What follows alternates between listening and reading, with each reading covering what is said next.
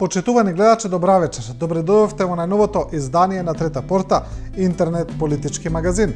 И во оваа емисија ќе ги видиме најактуелните и најинтересните случувања од изминатата недела, а она што ќе биде карактеристично за оваа емисија е што помалку време ќе посветиме на социјалните мрежи, а повеќе на оние класични колумни. Се разбира дека тие колумни потоа се пренесуваат и на социјалните мрежи, на Facebook, на Twitter и така натаму, така да тоа е неизбежен елемент, но сепак ќе видиме дел од оние класични колумни, анализи и коментари, а најмногу ќе се задржиме за она што е се уште најактуелно, тоа се протестите кои продолжуваат на македонските улици и се она што е поврзано индиректно и директно со протестите. Значи, аболицијата, амнестијата на претседателот Иванов, политичката криза, преговорите, изборите, дали ќе бидат на 5 јуни, кога ќе се одржат, дали ќе има воопшто и така натаму.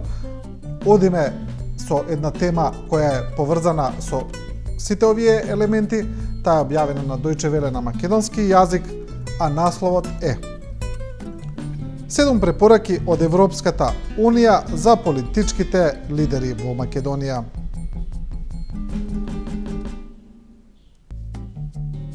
Ете, таа е илустрирана и со лидерите на 4 најголеми партии, а во текстот се вели: 7 препораки за обновување на диалогот и преговорите сугерирани од еврокомесарот Јоханес Хан, амбасадорот на Европската Унија Иво Орав пред великденските празници им ги пренел на лидерите на 4 партии потписнички на договорот од Пржино. Партиите не соопштуваат кои се тие 7 препораки, но според дипломатски извори во основа станува збор за реафирмирање на пораките што комесарот ги испратил непосредно под претседателската одлука за аболиција на политичари и нивни соработници, но и за некои други одлуки кои во меѓувреме ја отежнале ситуацијата. Според тоа, известно е дека официјален Брисел и натаму бара повлекување на одлуката за аболиција, обновување на диалогот, пречистен избирачки список, реформа на медиумите, а не е исклучено дека на списокот се и други препораки, како што е враќањето на надлежностите на министерот за внатрешни работи, односно поништување на одлуката со која тие се одземени. Тоа е текстот на Deutsche Welle. Професорката Беса Арифи, која е прилично актуелна во последниот период со незините анализи и коментари, сега вели дека за да се реши кризата мора да има одговорност на оние кои се инволвирани и кои се причинители за истата. Професорката вели, насловот на интервјуто во кое таа зборува е: излезот од кризата е во понесување на одговорност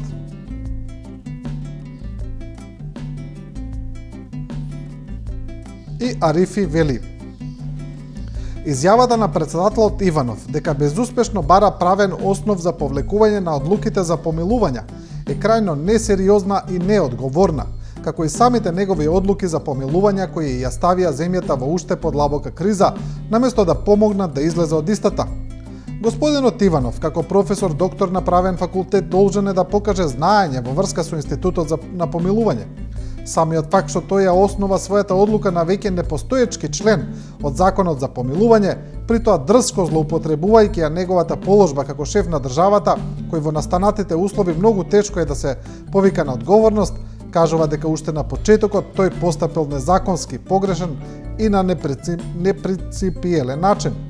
Каква правна основа може да се бара за повлекување на одлука која е незаконска? Може ли од неправото да стане право? Постапка за помилување е уставно и законско регулирана постапка, вели Арифи.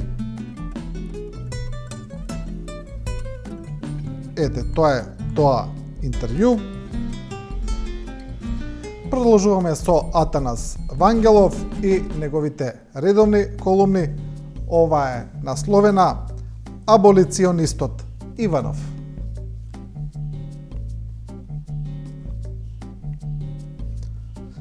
Три вида фактори се најчесто во игра кои помагаат некој човек да стане слеп при очи и да донесе одлука која не само учениот свет, туку и сите оние што успеал да ги изнесе на улица под бајракот шарена револуција, ќе ја примаат како одлука на човек без совест, на човек кој ни сам не знае што направил и кој во конкретен момент и амбиент својата ноторна глупост во наводници ќе ја смени и продава за вид, ќе ја смета и продава за вид патриотски чин. Тие фактори се од А. научна, Б. идеолошка и В. психолошка природа. Зашто станува збор во случајот на трагикомичниот Иванов? Со оглед на очигледниот факт дека Иванов е политичар, ако не по талент и вокација, тогаш номинално, според функцијата на која поигра на каприциозниот случај се нашол председател на држава, не може да стане збор за некоја улога на научниот епистемиолошкиот фактор, вели Вангелов.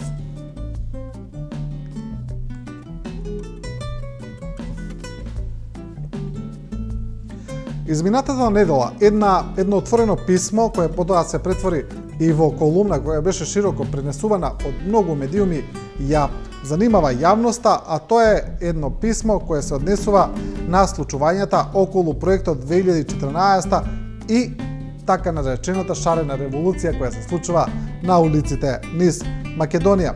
Откако многу се побунија и патија прашање зошто се фрлаат бои врз дел од објектите на Скопје 2014, дојде и одговор, и тоа овој пат од Сања Рагеновиќ Јовановиќ, која напиша зошто Скопје 2014 треба зошто не е вандализам кога Скопје 2014 се оштетува. Тоа е незиниот наслов.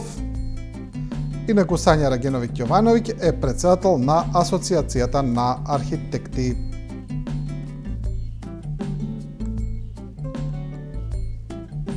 Рагеновиќ Јовановиќ вели: се излажавте. И историјата, и стручноста, и квалитетот, и парите, и урбанизмот, и обликувањето, и функцијата, и имињата на објектите, и референдумот за ГТЦ.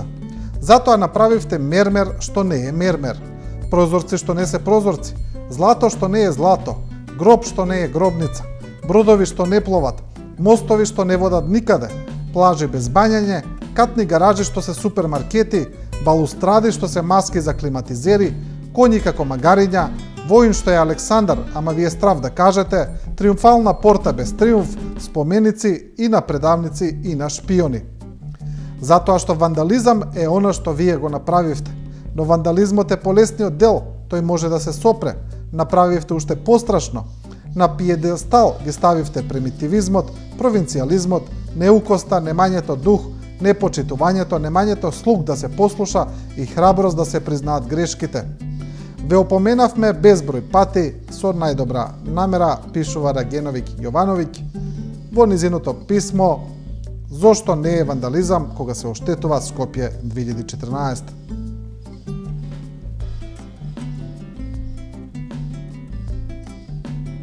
А Владко Васил, еден од најчестите корисници на социјалните мрежи, познат по неговите најчитани постови на Твитер, на Фейсбук, сега пишува зошто треба да се протестира, инаку Владко Васил е редовен учесник на протестите во рамките на шарената револуција. Владко Васил тоа го пишува во колумна.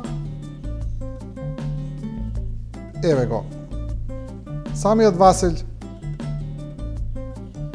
Протестот е наша граѓанска должност, затоа што се додека еден е обесправен, никој не е слободен. Затоа излези на улица и искажи го своето незадоволство. Биди на секој протест без исклучок, не дозволувај да опадне твојата лична мотивација. Протестот е вистинско место на кое треба да бидеш, со тоа докажуваш дека Македонија има вистински патриоти кои се спремни да ја продолжат борбата. Биди истраен и бори се со своето присуство, секој ден без исклучок. Бројноста е важна. Таа покажува дека во Македонија има свесни граѓани, а ти си дел од нив. Убедувај ги твоите блиски, семејство, роднини и пријатели да се охрабрат и да дојдат на протест. Вистината, причините и фактите се на твоја страна. Некогаш треба малку за другиот да ја премине линијата на стравот. Бори се, охрабри ги, помогни им. Да им помагаме на сите да се освестат и да сватат дека присуството на протест е најпатриотскиот чин со кој покажуваме дека правдата е важна и дека оваа наша земја има народ што се бори за неа.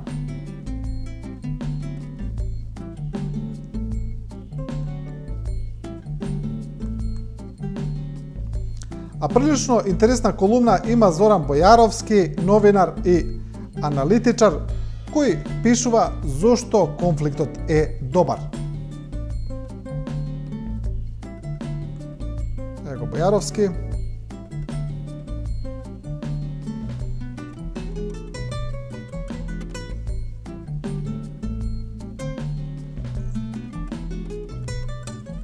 Затоа конфликтот е добар. Значи, читаме дел од колумната.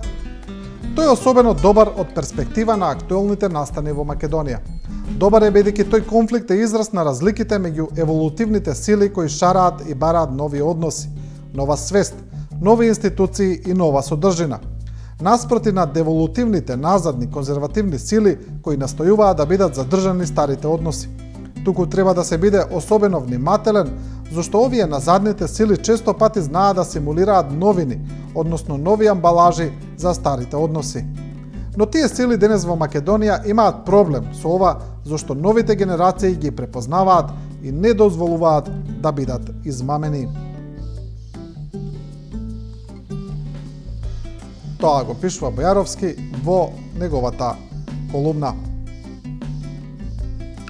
А изминатата недела имаше и едно спротивставување на мислења од страна на стручната јавност, но и од страна на аналитичарите, новинарите, за тоа дали во Македонија постои и монетарна криза, која е предизвикана и од политичката криза, дали има криза на денарот, дали денарот може да девалвира и зошто расте еврото во минувачниците.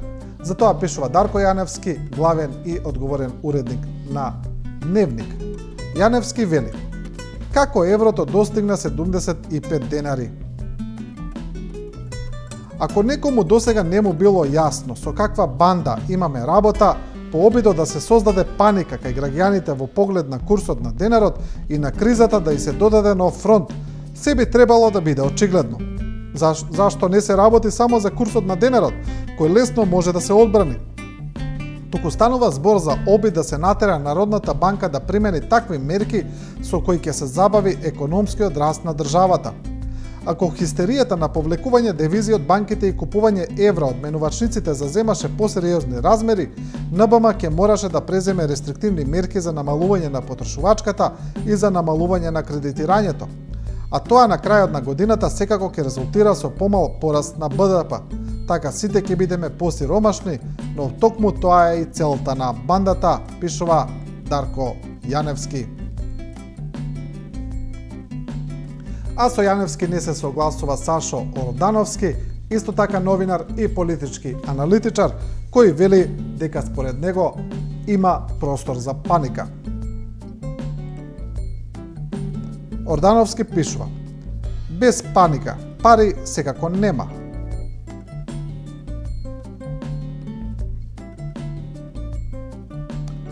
При тоа знам дека да ги собереме сите протестанти од Шарената револуција и сите контрапротестанти од ГДОМ, да ги превртите на глава и да им ги истресете сите пари што ги имаат под джеповите, од нив вкупно нема да соберете 1 милион евра. Тешко дека таа сиромашна Македонија што секојдневно ја гледаме по улици, ја дестабилизира монетарната стабилност на земјата.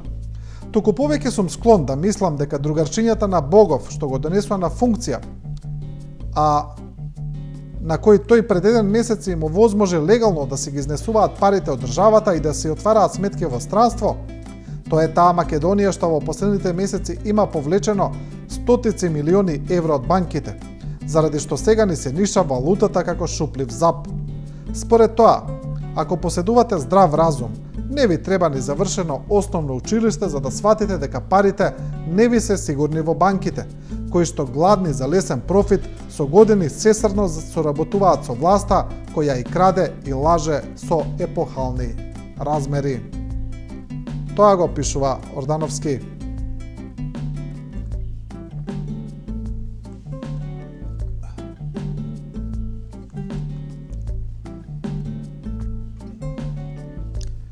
Ке продолжиме со колумна на професорката Тања Каракамишева, која продолжува во незин стил, продолжува да ја смета опозицијата за главен виновник за се што се случува во државата И кога го употребуваме зборот демонизира, можеби тоа е најдобар пример за незината колумна, бидејќи така и насловена.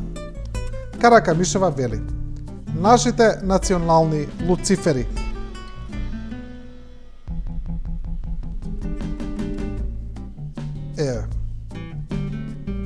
Еден дел. Ако се направи мала споредба на однесувањето на Заев и извршителите на сценаријето за уништување на македонската држава, со овие квалитети паѓа во очи огромната разлика меѓу квалитетите што имаат патриотска димензија и она што другата страна го дава за Република Македонија. Политиката на Заев и неговите антиподи е антипод на лојалност, негација на лојалност и на патриотизмот.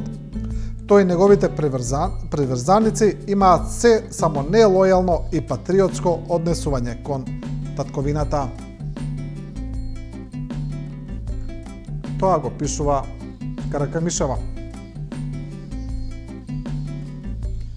А меѓународната фондација Freedom House, која од Соединетите Американски држави веќе долг, огромен период ги согледува проблемите со слободата во светот, овој пат Македонија ја рангира во земја која според Freedom House веќе и официјално не е слободна држава. Тоа е пред се поради падот на граѓанските слободи, падот на слободата на говорот и слободата на медиумите и низа други чекори. За ова има доста реакции, одиме со колумна на Сашо Коколанов. Коколанов вели во наслов иронично злосторничкиот Freedom House и проститутките од Помпеја.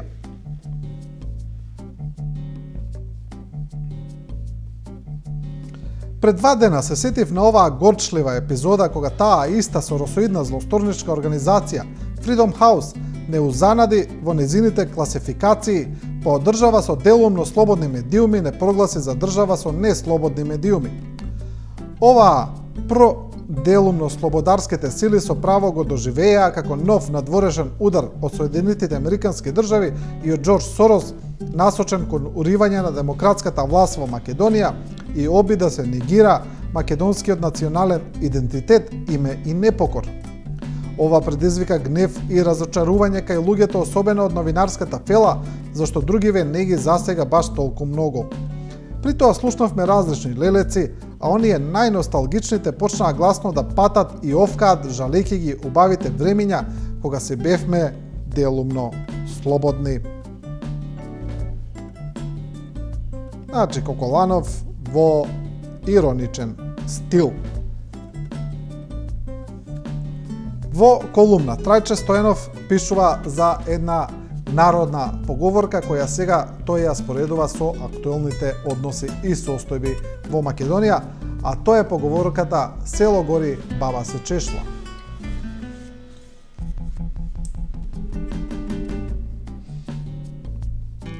Стојанов во колумната вели: прво, навистина е факт дека селото гори, дека пожарот бесне година и пол и во последно време се разгорува.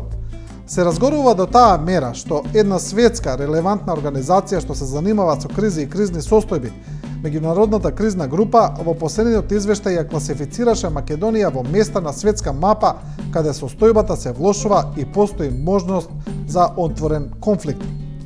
Тоа ќе се согласиме не е убаво, не само заради тоа што сме во лошо друштво како Авганистан, Бангладеш, Гамбија, Ирак, Нагорно Карабах, Република Конго и Сирија, туку заради самите нас. Но исто така и факт е дека нашата баба не може многу да стори, освен да се чешла и разубавува. И тој само тоа и го прави и ќе го прави во иднина се повеќе и повеќе. Само тоа и му останува.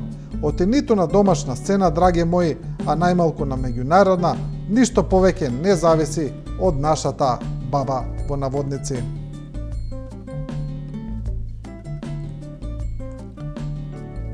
Тоа е колумната на Трајче Стојанов. Одиме со уметникот Златко Теодосиевски, со неговите исто така редовни колумни. Овој пат Теодосиевски вели инклузивитети во наслов.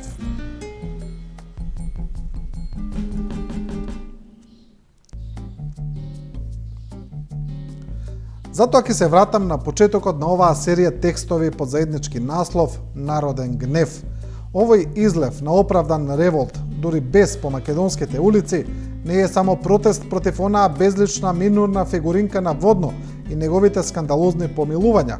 Мислам, така гледам овој народен гнев, веќе јасно ги посочува магистралните правци на потребните реформи во општеството.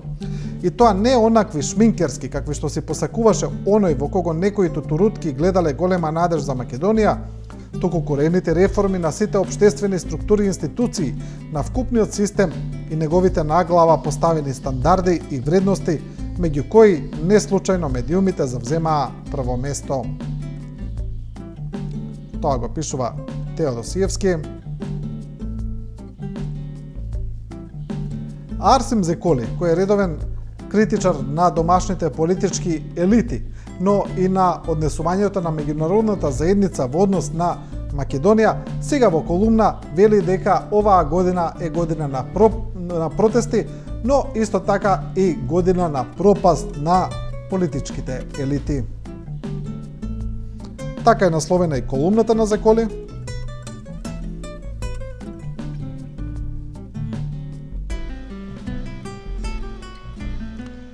Искуството и нараво учението од Србија е дека славниот 5 октомври 2000 година нарушење на Милошевик немаше да биде возможно без студентските протести од 96-97-та, кои со својата полетност, инклузивност и растовареност од наследните кавги, кукавичлаци и компромиси на гнилата опозиција се покажаа како нов и свеж фактор на обединување на општеството.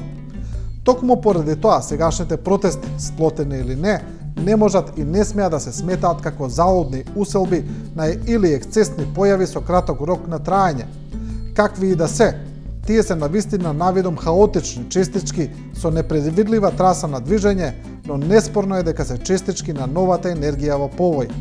Останува на нив да навреме разбера дека енергиите вперени им натре кон себе се секогаш само деструктивни и имплодирачки, и дека нивниот раст не зависи од бркањето место во стариот театар, туку од опсегот до кој ќе стигнат зраците на нивната експлозивна енергија, далеку од сегашниот лимитиран радиус на предвидливост. Тоа го пишува Зеколи.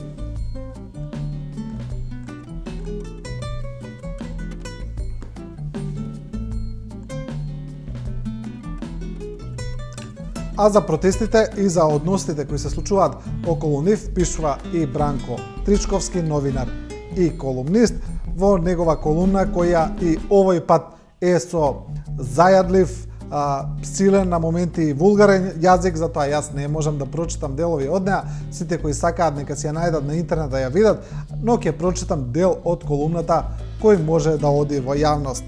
Насловот на колумната на Тричковски е Санкции против режимот, не против Македонија.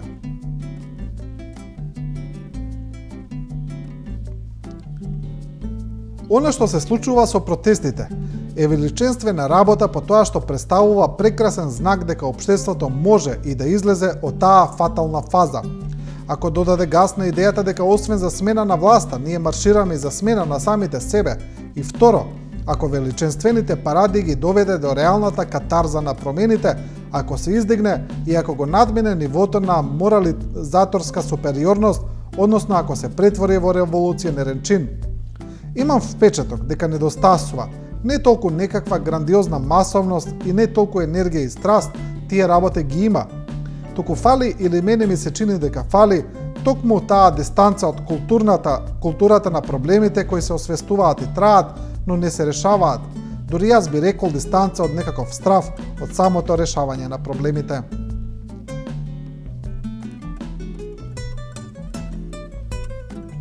Тоа е дел од секогаш интересните колумни на Тричковски.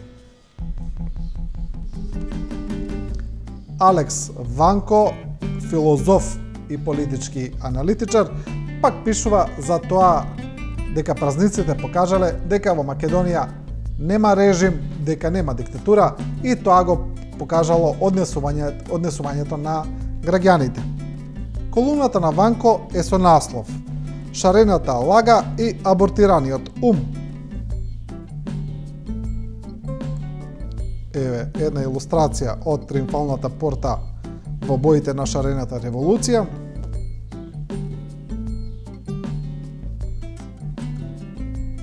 Сиромашниот, заведен, лажен и ограбуван народ на оваа мала земја се радуваше, прославуваше, ги заборави своите маки и фактот дека екзистира во диктатура, дека е раководен од режим. Се јадеше, пиеше, трошеше, купуваше и продаваше, луѓето комуницираа без бес и гнев. Што се случи? Што беше поинаку? Одговорот на ова прашање можете да го најдете близу, на само неколку стотици километри од Скопје, во братската Грција. Вредните револуционерни масонски молери и нивните слуги, како и илјадниците заведени од оваа шаманска подмачкана со долари шарена лага, се земаа заслужен одмор. Како впрочем сите револуции, нели, не е можно. Тоа го пишува Алекс Ванко.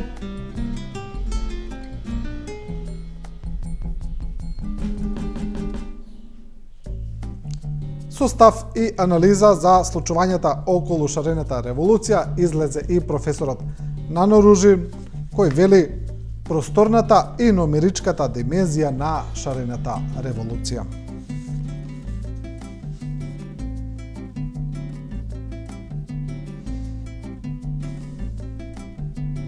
Затоа шарената револуција, освен што покажа револт кон криминогената политичка елита и незината постапна деградација, таа ја збогате Македонија со нова демократска димензија. Демократијата на кликот и конкурира на уличната демократија и тие заемно се надополнуваат. Засега се уште постои голем диспаритет помеѓу лајкувачите и шарените револуционери, помеѓу интернет поддржувачите и реалното учество на граѓаните во протестите, и тоа ќе потрае се додека апатичните, уценетите, уплашените, неинформираните и индоктрираните не ја сватат содржината на демократијата, нивниот вредностен идентитет, статусот на понижен и насилно натеран да ја поддржува криминогената клика. Тоа го вели професорот Ружин.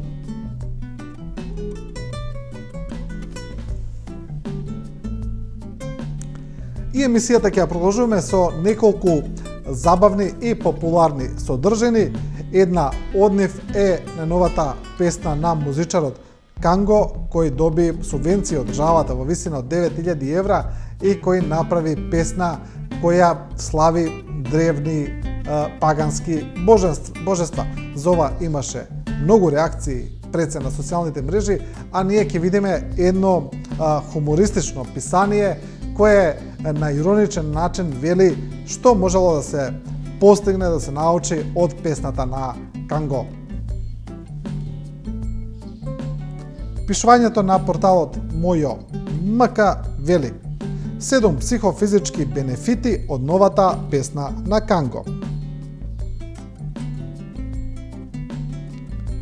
Најголем дел од вас ја имаат слушнато новата песна на Канго, Аманет, и најголем дел од вас после слушањето сте посакале да ги пробудите ушните тапанчиња со остар предмет во обид да го слушнете тоа што го слушнавте.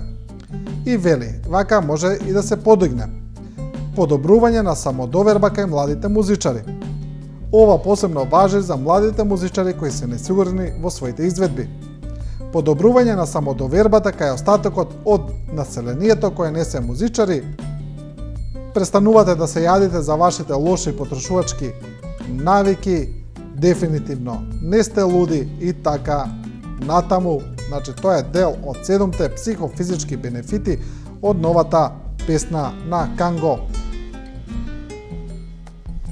И емисијата ќе ја завршиме со популарниот портал Коза Ностра, кој овој пат има пародична вест за изборите на 5 јуни. Коза Ностра пишува: Мигрантите во Идомени побараа избори на 5 јуни за излез од кризата.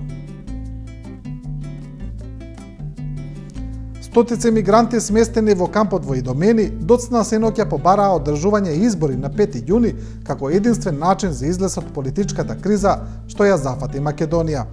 Мигранти од Ирак, Сирија, Либан и Иран му порачаа на раководството на СДСМ еднаш за секогаш да се соочи со народот и да ја презентира својата програма на престојните избори. На Македонија и треба стабилна влада која ќе знае да се справи со глобалните проблеми, а единствен начин за тоа е одржување избори на 5 јуни, сметаат мигрантите.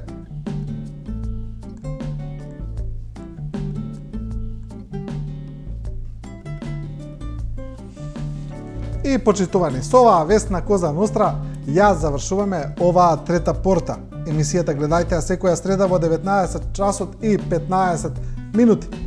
Не го заборавајте нашето мото, дека ние не ви кажуваме како да размислувате, туку ви ја прикажуваме големата слика, а до тогаш останете и со програмата на 24 вести.